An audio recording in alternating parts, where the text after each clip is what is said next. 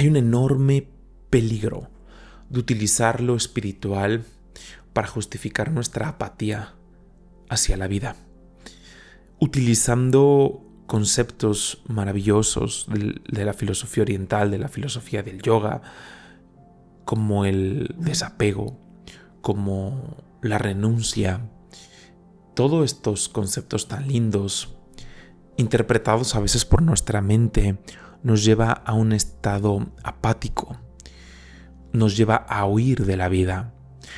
Hay una escritura de mis favoritas que es el Bhagavad Gita, que es justamente un seguro, una advertencia para no huir de la vida, no huir de una pelea justa. ¿Cuál es la pelea justa? La batalla interna.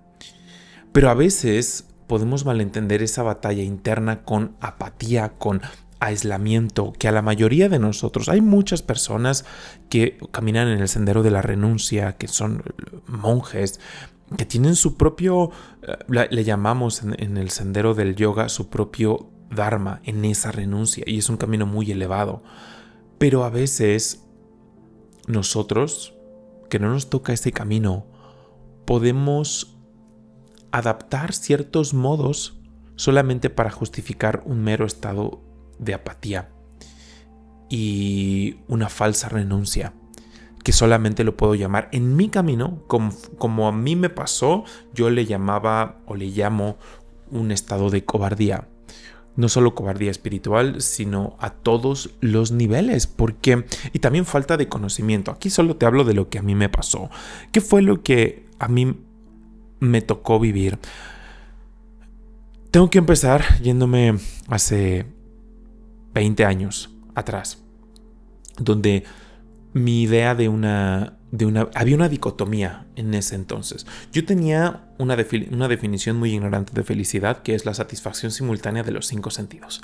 Y me dije a mí mismo, hace 20 años, si yo puedo mantener mis sentidos estimulados por una buena cantidad de tiempo, entre más tiempo puedan estar mis sentidos estimulados, voy a ser más feliz. Eso tiene lógica. Yo antes era solamente lógica y una conciencia demasiado hedonista. Eso era lo que yo concebía como felicidad. Dije, entre más pueda lograr esa estimulación, mayor voy a ser feliz. Simplemente lo bajé a eso. Obviamente, en una conciencia de este estilo se nos olvida el daño a la salud, cómo se frían los nervios, como todo este tipo de cosas.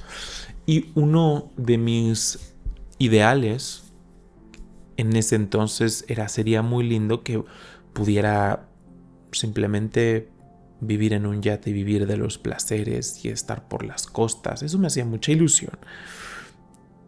Y había algo dentro de mí que me decía, ok, asumiendo que eso se lograse fruto del trabajo, fruto de la carrera y negocios y demás, había una vocecita y todo lo demás que, porque también al mismo tiempo que tenía este estado de conciencia, era un interés genuino por el mundo. Eso que muchas personas podemos tener de decir, me gustaría aportar algo. Ves distintas formas de cómo podemos estar sufriendo los seres humanos y cómo nos pega cuando ves a una persona que no se puede sostener, que no puede comer o que tiene algún padecimiento físico o algo, o un animalito en la calle, algo que te mueve dentro y que no te gusta, que lo rechazas. Y obviamente el instinto, porque creo que es algo instintivo, es tratar de ayudar.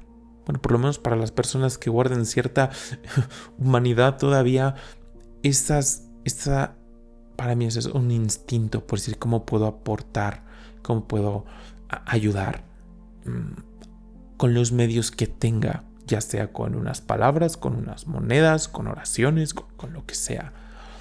Al mismo tiempo que yo tenía este estado de conciencia de simplemente quiero irme, quiero vivir de los placeres y quiero estar por las costas en un yate ahí, simplemente entregado a la estimulación sensorial. Cuando iba en el tráfico fantaseando en este tipo de cosas, y veía a una persona, un adulto mayor, pedir algo de dinero, o algún animalito en la calle, o todo esto, se desprendía algo de decir, esto no está bien, no debería de ser así. Hay una parte dentro de nosotros, creo que siempre aspiramos a la utopía, ¿no? Porque la filosofía del yoga nos dice la divinidad lo es todo, ese infinito. En el hinduismo se llama el estado de Sat, Chit, Ananda, siempre existente, siempre consciente, siempre renovado gozo. Eso es el alma en última instancia, nos dice este sendero, el sendero del yoga. Y un swami, un sabio, decía, es por eso que nunca vas a dejar de buscar la perfección, solamente que la podemos interpretar a distintos niveles y buscarla a distintos niveles. La parte más básica de buscar esa satisfacción primero empieza cubriendo las necesidades básicas, primero empieza con estar protegidos, con la supervivencia, alimento, casa, vestido, sustento, ¿no? Asegurar que la especie continúe, la parte reproductiva. Todos esos fueron los chips primarios que la naturaleza pone en nuestros cuerpos. Pero una vez está el estómago lleno, una vez tenemos techo, tenemos sustento, empiezan los problemas. Porque miramos ahora al mundo y vemos todo este tipo de disparadores, todo este tipo de sufrimientos. Y el sabio decía, la chispa divina que vive dentro de nosotros rechaza todo tipo de limitación, todo aquello que no es perfecto. Y se revela. Pero cómo nosotros con nuestros sentidos, con esta mente, interpretamos esa rebeldía puede variar, varía mucho. Y tratamos de expresarla de distintas formas. Y aquí es que ya se da una gran variedad de enfoques que le damos a nuestra vida y cómo interpretamos y buscamos culpables, quién causa esto, cómo lo mejoramos y hacemos de acuerdo a nuestro entendimiento distintas cosas que creemos pueden ayudarnos a nosotros, pero también aportar a nivel externo. En mi caso fue una dicotomía de años desde que estaba estudiando mi carrera. Yo creo que desde antes de empezar la carrera, tenía esta dicotomía, es decir, quiero esta estimulación, quiero lograr y bla, bla, bla. Pero siempre la vida me recordaba, decir, esto no está bien. Porque hay gente que no tiene acceso a las necesidades más básicas. Cómo hacer algo, pero en ese momento uno se llena de impotencia. Decir, es que no sé qué puedo hacer, y al mismo tiempo choca con tus deseos, choca con tus... Y esta es una conciencia de ceguera inducida, yo le digo así, porque es ceguera inducida, porque prefiero no ver y prefiero seguir buscando lo que a mí me va a mantener estimulado, porque esto otro es demasiado, y esto otro es demasiado grande para atacar, que me dan ganas de rendirme en todos los aspectos, porque decir, no, estamos todos fregados. Y yo en ese momento empezaba también a ver teorías de conspiración y este tipo de cosas, que a mí no me ayudó eso de nada, porque iba a caer en un estado de victimismo, de decir, es culpa de esto, es culpa de otro, yo soy una víctima más, o de un sistema, o de podemos llenar aquí en el blanco. En mi caso, no fue caer en esta conciencia victimista de todos estamos fregados, pero sí fue voy a tratar de mirar lo menos posible, porque se me partía el corazón y a la fecha lo sigue haciendo.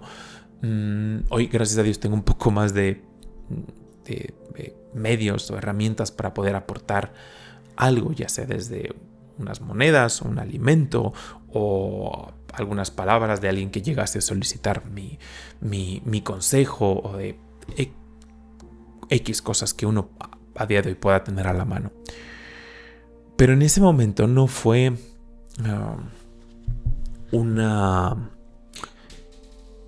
fue más esa ceguera inducida. De decir, no, puedo tratar de hacerme cargo de mí y de ver por mi propio placer y pues que Dios ayuda a los demás o algún otro valiente por ahí, alguna otra persona que ayude o tal cual, pasar la varita a alguien más. Pero nunca dejaron de haber en mi vida estos momentos. Y esa era esa dicotomía.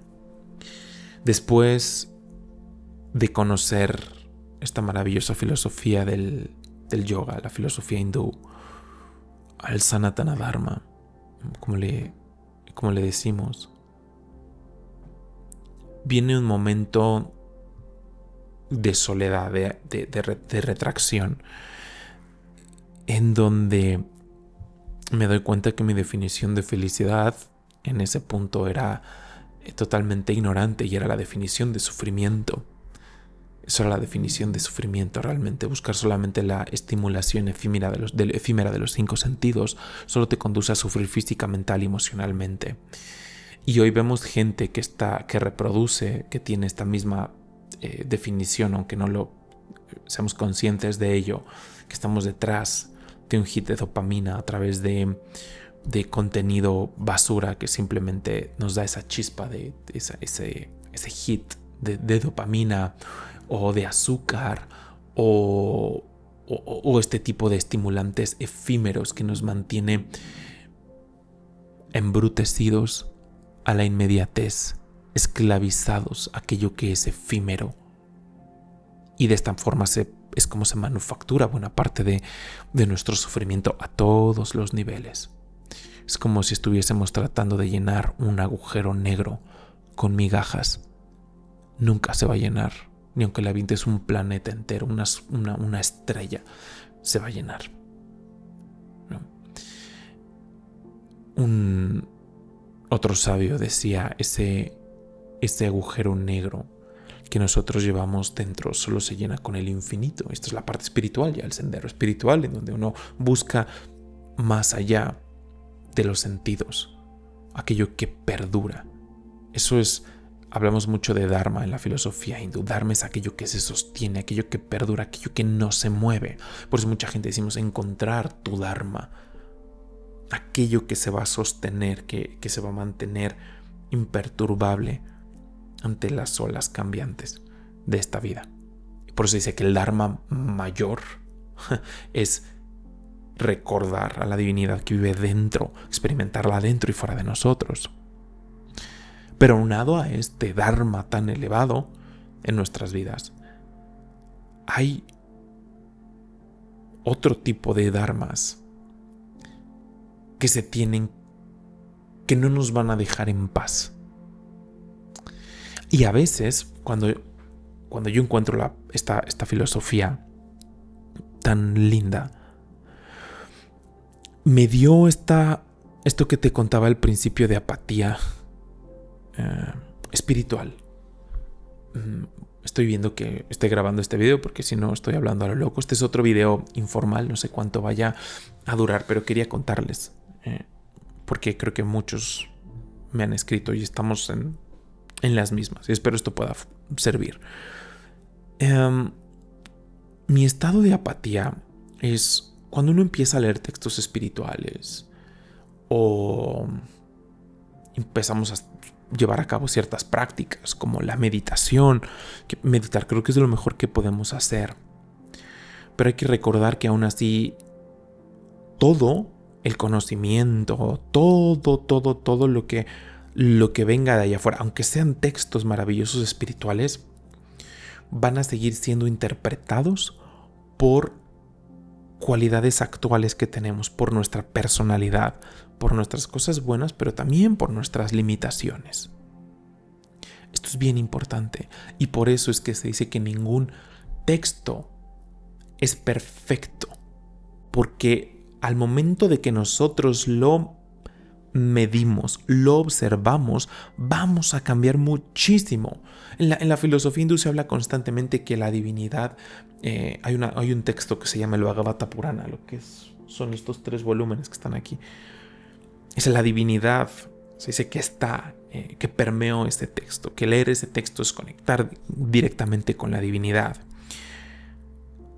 Pero al momento que estos sentidos, que esta mente llena de limitaciones, llena de prejuicios, de cierto marco histórico, lo consume, va a modificar el contenido.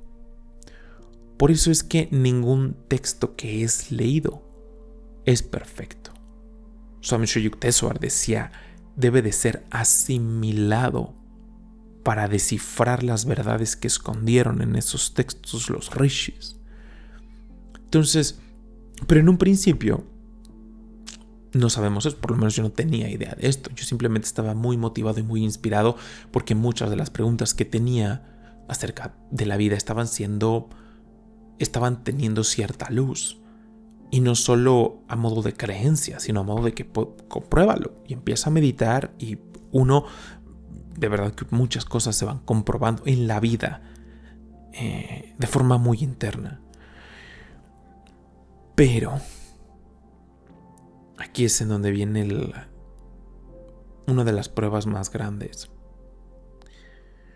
Porque el desapego, la renuncia, no quiere decir apatía ante la vida, ante las demás personas. No quiere decir dejar de intentar aportar algo al mundo.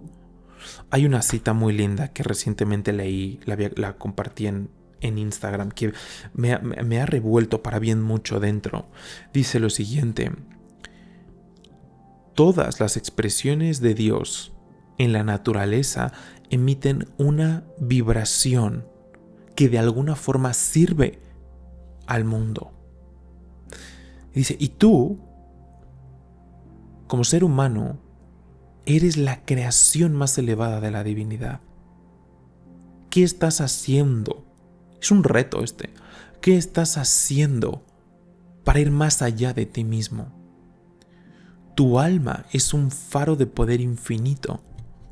Tú puedes expandir ese poder desde dentro para dar luz, salud y entendimiento a los demás.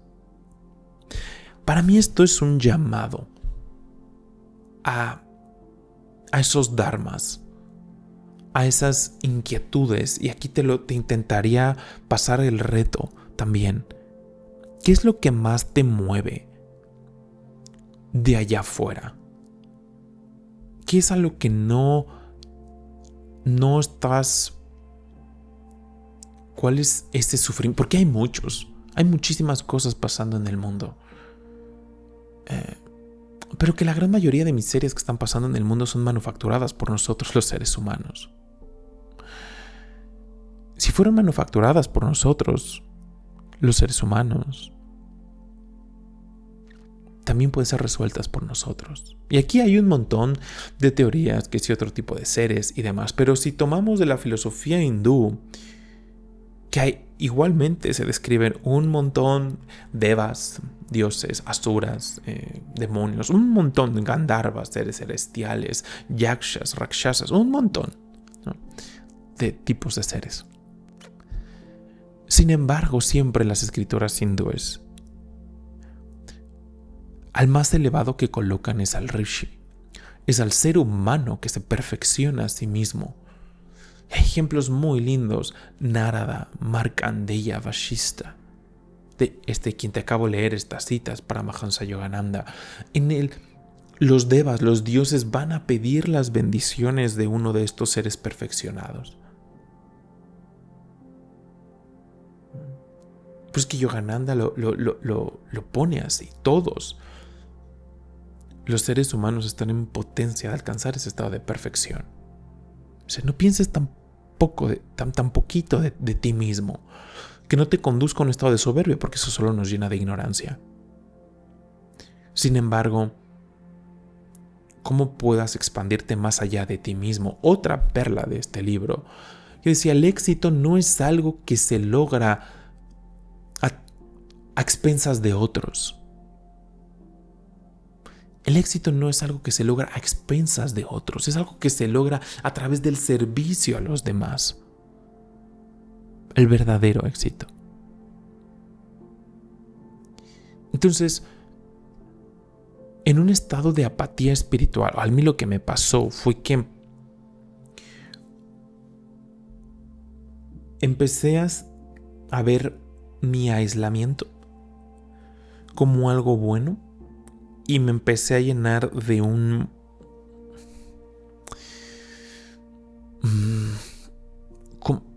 de juicios hacia el mundo.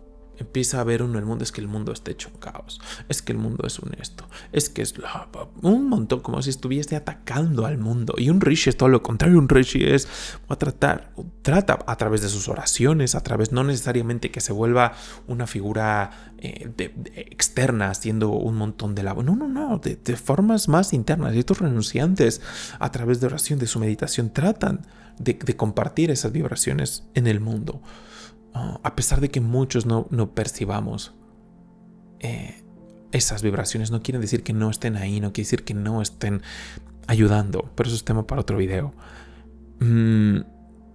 Pero nunca subestimes el poder, por ejemplo, de la oración. Te lo dejo ahí. Es algo que me ha tocado comprobar y es de lo más poderoso que puede haber, pero también es para otro video. Pero para efectos de esto, en el estado de apatía espiritual, uno se vuelve en contra del mundo, utilizando cosas espirituales. O bueno, por lo menos para mí decía, sí, pues que Dios nos bendiga a todos y demás, pero casi un estado de conciencia del mundo no, como si no te mereciera. Imagínate ese nivel de arrogancia. Pero creo también, de forma compasiva, a ese yo que estaba en ese estado y tardó un rato en salir. Compasivamente lo digo porque creo que era necesario y a veces es parte del viaje. Equivocarnos hoy en los sistemas educativos te ponen tache por equivocarte, pero en la vida equivocarte es parte muy importante. También es saber ver esos errores y tener la humildad para decir, estoy equivocado o estaba equivocado, ¿qué puedo hacer para mejorar? Y algo muy importante que te recomendaría preguntarte es, ¿cómo estás viendo al mundo? Si como no me merece el mundo, o con cierto victimismo. Todo esto es apatía para mí. Todo esto es esa apatía espiritual y es utilizar la parte espiritual para justificar eso. Es como, no, soy una víctima y todos estamos fregados aquí y no tengo ningún tipo de poder sobre lo que hay afuera. Solamente puedo frustrarme por lo que están haciendo aquí y allá y eso creo que es renunciar a la cualidad divina que hay dentro de nosotros. Mi muy humilde punto de vista, ya como lo he llevado en mi vida. Y la otra, la que sobre todo a mí más me pegó, es decir, yo simplemente me voy a quedar con mis libros. Les compartí en otro video de una película, me parece que es del Hobbit, en donde el personaje principal, Bilbo, es una frase que dice, para mí mi casa donde pertenezco es con mis libros en mi silla. Eso para mí es mi casa, ahí es en donde pertenezco. Y a mí al principio esa frase me identifiqué mucho porque dije, sí, no hay nada más lindo que estar con una escritura. Sigo disfrutando muchísimo esos periodos, es de lo que más, sigue siendo lo que más disfruto, absorberme en un texto de estos, porque me inspira, porque siento que me expande, porque me incentiva a hacer la actividad que para mí creo que es más importante, que es la meditación. Pero hoy hay un matiz muy importante, que eso no se vuelve un rechazo hacia lo que también puedo hacer allá afuera. Llámese algo, un papel grande, mediano, pequeño. Aportar desde donde se puede. Hay todo tipo de papeles allá afuera. Desde lo que uno tenga la capacidad para hacer de acuerdo a sus habilidades, de acuerdo también a eso que más le mueve, porque un error también muy grande que nos llena de apatía es ver problemas en todos lados. Es decir, como son tantos, no hay nada que se pueda hacer. Cuando todos, si hoy lo piensas, puedes hacer algo para suavizar lo que más en este momento te está causando conflicto. ¿Qué te dice el corazón? Es que no me puedo quedar de brazos con A, B, C o de situación. Actualmente creo que si estás viendo este video, estás en un dispositivo en tu televisión, tienes una computadora, un smartphone, creo que tienes muchas posibilidades de hacer algo al respecto y que mínimamente la gente que más me tocó una experiencia cuando tenía 15 años de servicio social, que no sé por qué nos la pusieron en ese momento, pero fue a pedir alimento para donarlo a una comunidad que no tenía demasiados recursos. Y todos los estudiantes estábamos como, oigan, pero es que a esta gente le deberíamos estar dando cosas, no pidiendo. Y aún así lo hicimos. En ese momento pues no hacía lo que le decían, sí intentábamos cuestionar, pero aún así lo hicimos. Fue sorprendente la cantidad de gente que nos daba una bolsa de arroz, que nos daba una bolsa de frijoles, que daba algo. Y uno veía las casas, eran casas bien, estaban construidas en concreto, pero era gente que no era un estado muy abundante. No era un estado muy abundante y aún así daban lo que podían. Obviamente eso, lo que nosotros recolectamos, se dio a comunidades de escasos recursos. Pero eso también a nosotros nos movió a querer, como alumnos, a querer dar pues más, a querer aportar también nosotros, porque nos sacudió tanto. Y esto aquí es en donde ese estado a veces de apatía nos deja muy ciegos, porque esa gente con pocos recursos, que aún así se quitaba algo, daba esa bolsa de arroz, esa bolsa de frijoles, lo que fuese, o alguna latas de atún o algo. No pensó en ese momento en la escasez que tenía. Pensó en dar para una comunidad que tenía menos. Y a mí eso me marcó de por vida, porque se me quedó grabado al punto de decir, tú no tienes justificación para no aportar algo. Y aquí creo que es en donde yo te recomendaría hacer el ejercicio de ver e identificar. ¿Por qué te conté ese ejemplo? Porque a veces somos muy buenos para poner pretextos. Si es que yo no puedo parar la guerra, yo no puedo yo no puedo cambiar el sistema que sea.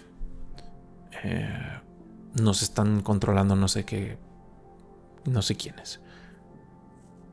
Yo rechazo esa idea porque no tengo evidencia de que no pueda hacer algo, por lo menos por una persona.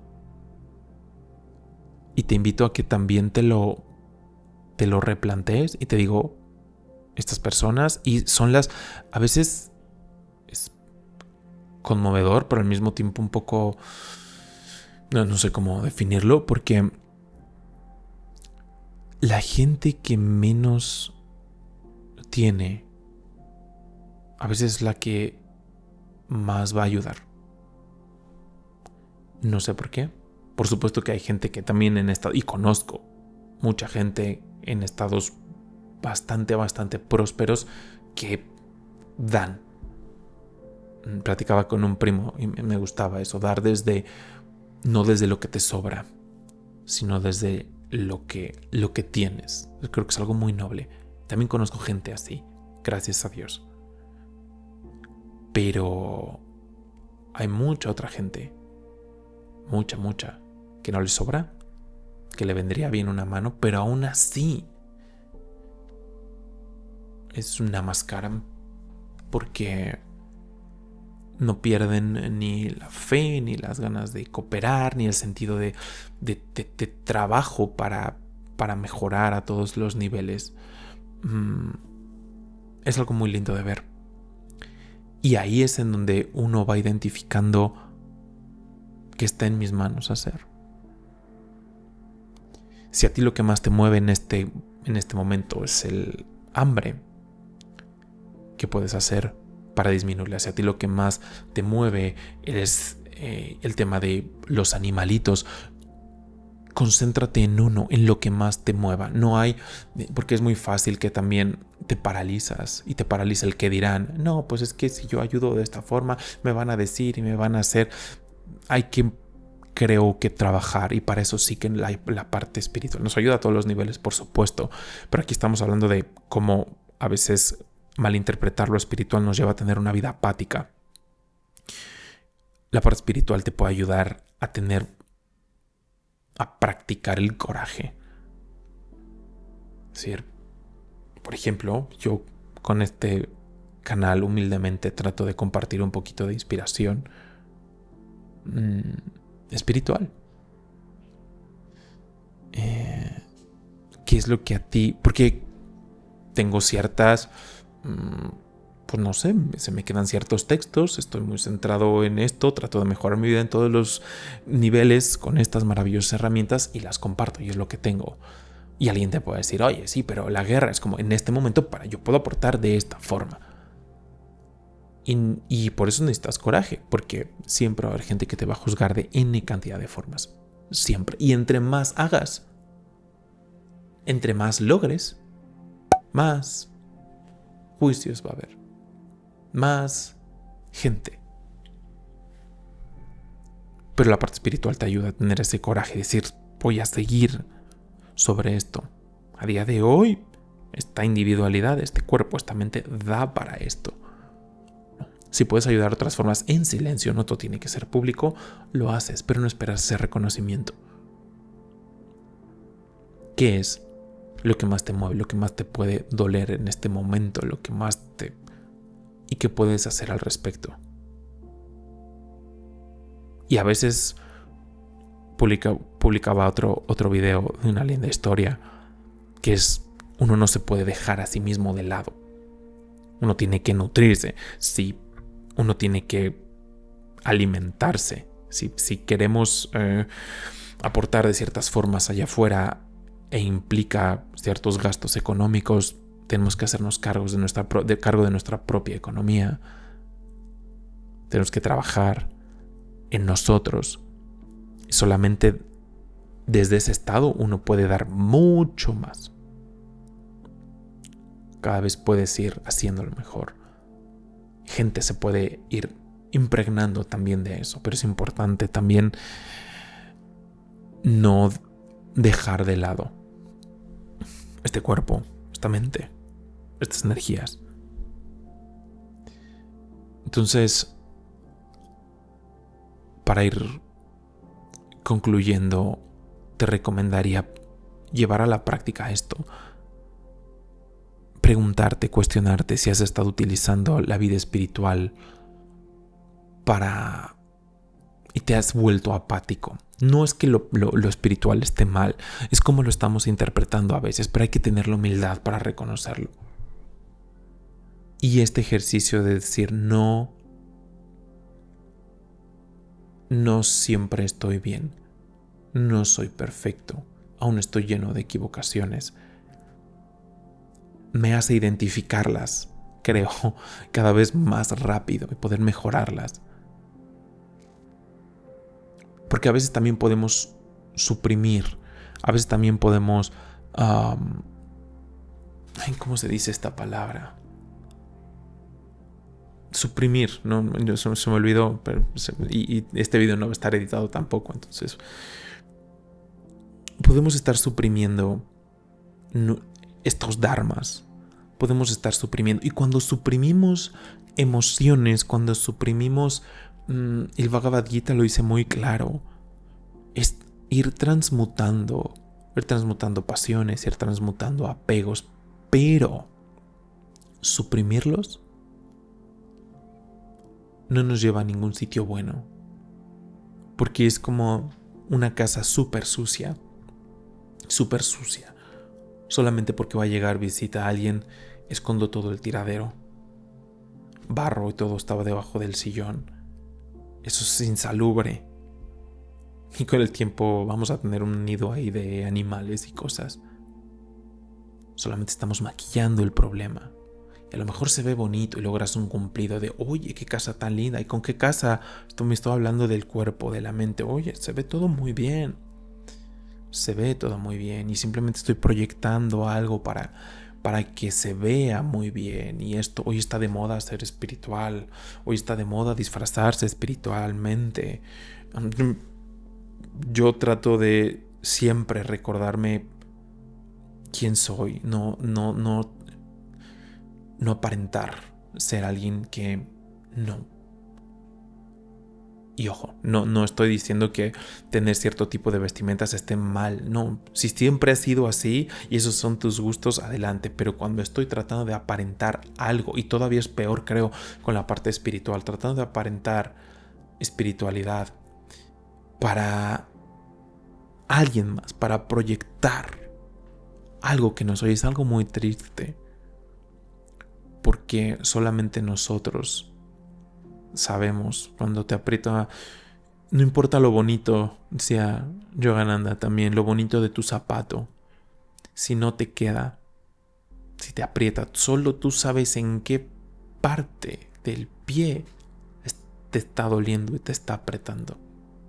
No importa lo bonito del zapato. Y esto sobre todo a nivel espiritual, que insisto, hoy está de moda. Una parte es buena, ¿no? Estar buscando más, cuestionando más, creo que es lindo, pero cuando simplemente es una medida de estatus, de proyectar algo, la peor parte se la va a llevar esa persona, no a quienes esté intentándoles proyectar. Pero se necesita mucha humildad. Insisto, los errores están ahí para aprender de ellos. No te dejes engañar por esas cualidades que son también nuestras, que están internas, que están constantemente ahí, que es esa pelea interna. Porque este es el camino a vivir una vida de apatía, de soy duro, solamente te digo cómo me hablo a mí, de cobardía espiritual. Es como esta historia que yo te contaba del yate y al mismo tiempo esta otra dicotomía de decir, y lo otro que hay algo que puedo hacer por el mundo, aunque sea aportarle alimento a una persona, aunque lo que sea, hay algo que puedo hacer y estoy eligiendo cobardemente irme a estimular mis sentidos. Y después, en mi estado de apatía espiritual, fue lo mismo. Fue el mismo pensamiento, solamente que ahora una forma muy lamentable de utilizar la vida espiritual, pero con toda transparencia te la comparto. Me llegó a pasar lo mismo, es decir, ahora ya no es la estimulación sensorial, pero ahora es estimulación del conocimiento, de cierto conocimiento espiritual que mucho no lo estaba en ese momento aplicando, y lo que estaba usando era como, uy, sí, esto a esta persona le queda muy bien, uy, esto está describiendo a fulanito, no, y esto sultanito, y solamente se iba construyendo soberbia. Y lo que me despertó de ese estado, y sigo aprendiendo las lecciones a día de hoy, porque uno creo que no es tan lineal el progreso espiritual, principalmente hablando. A veces te caes 2, 3 peldaños y avanzas 4 y te tiran 5 y tienes que avanzar 6. Entonces creo que no es como, tenía esto y ahora ya no lo tengo. Por ejemplo, la parte de la humildad. No se me va a ir esto que te está diciendo, pero un paréntesis muy bueno para volverlo práctico es la humildad. Yo nunca digo, yo soy una persona humilde. En el momento que digas soy humilde, quiere decir que voy a dejar de trabajar en esa cualidad y no tengo maestría sobre esa cualidad. La intento practicar en cada momento de mi vida, Pero cuando dejo de practicarla y sé que al punto que diga soy una persona humilde, es en ese momento en donde estoy abriendo la puerta de la soberbia. Pero volviendo a este punto, cuando en mi estado de peor apatía y cobardía espiritual me doy cuenta que era un estado de conciencia similar al del Arturo que quería solamente estimular sentidos en yate en las costas. Y me causa risa incluso recordarlo. Cuando descubrí este estado de apatía espiritual fue algo muy similar. Porque decía, si bien este sendero es lo mejor que me ha pasado en la vida, he malinterpretado mucho que me ha conducido a un aislamiento no de monje, no elevado, no de renuncia auténtica, sino de cobardía y de confort. Y es esa chispita de intuición que te dice, puedes hacer más, puedes hacerlo mejor. ¿Cómo lo interpretas? ¿Qué es eso mejor? ¿Qué es eso más? Ya es de cada quien. Y a día de hoy sigo en eso. Creo que es a base de identificar las habilidades que tienes y las posibilidades que tienes e intentar hacer algo con ello. Porque creo que es la forma de empezar. Y si lo alimentas, estoy convencido que las puertas para ir aportando más, creciendo a nivel interno, a nivel espiritual, las puertas de forma natural se van abriendo. Pero no es fácil. Espero esto te haya aportado. Y si te interesa un video un poco distinto, un experimento, te recomiendo este.